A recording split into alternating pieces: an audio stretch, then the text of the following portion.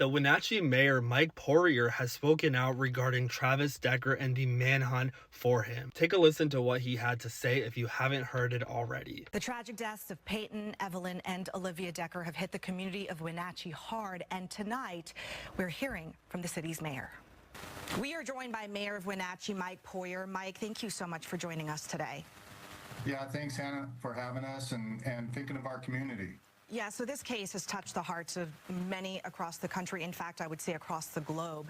And it's one thing to watch everything unfold from a distance, but for you, Mayor, and all the people who live and work in Wenatchee, it's traumatic. So is it fair to say that the murders of the Decker sisters have really changed your little town forever? Yeah, you know, our population's 35,000, and like you mentioned, it has reached the globe. It's a process that we have that we really need to have a lot of healing.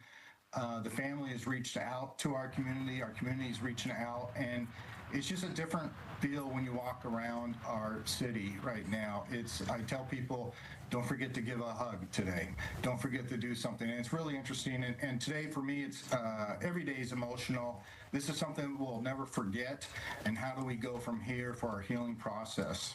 Yeah, so when it comes to the mom, Whitney Decker, you know, and other people who were directly close to Evelyn, Olivia, and Peyton, how is the city of Wenatchee helping them behind the scenes? For the family, the school's hired counseling. Of course, the school just got out last week, but they have counseling accessible. Every counseling service is a free counseling service for anybody in our community. And I think people it's just that back to the acknowledgement. Like, for example, Olivia liked the color green, so I'm trying to wear a little green. Peyton liked purple, so I wore a purple shirt. Of course, I'm getting emotional because it is a tough thing for our town. And I don't want to forget Evelyn, you know, 8 years old, she loved pink. But it's just a picture how much we need to appreciate each other, what processes we need to look at for our future. Did we do everything correctly? Which I believe we did do. We did do correct things, but how do we go from here to improve if that's what we need? I really want to recognize the family and support them for whatever they need for our city. Yeah, and that's the thing, like you said, I mean, moving forward, there's a lot of things to think about as you know, the leader of that town. You want to say, how can we prevent something like this? What can we change in the laws? I'm sure there's a lot of conversations going on right now. If anyone wants to help in any way, how can they do that right now for your community?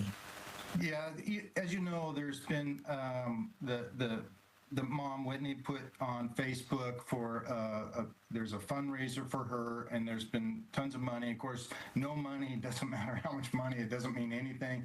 But I think the goal is going to be to have that money to help make changes for the better for throughout our whole country, not just through the city of Wenatchee. And I think that the family's looking at a bigger picture of what we can do, you know, services, veteran services, where do we go from here? And I think that's important that we recognize, again, the family, that when they reached out to me a couple times, and I've been reaching out to them for whatever they need. But yeah, this is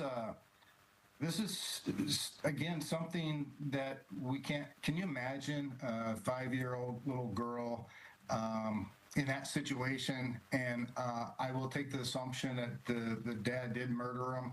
And can you imagine being there and say, "Dad, Daddy"? Can you imagine that? I can't imagine that. And I've had everybody has nightmares, but can you imagine? This is beyond a nightmare. This is something that should affect us.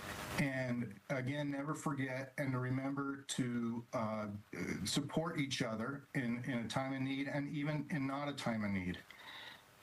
Yeah, that's a really, really good point. So, Mayor Poirier, thank you so much, you know, for talking to us. I know this is a very difficult time for you, I can tell in that interview, but we'll be checking in back with you.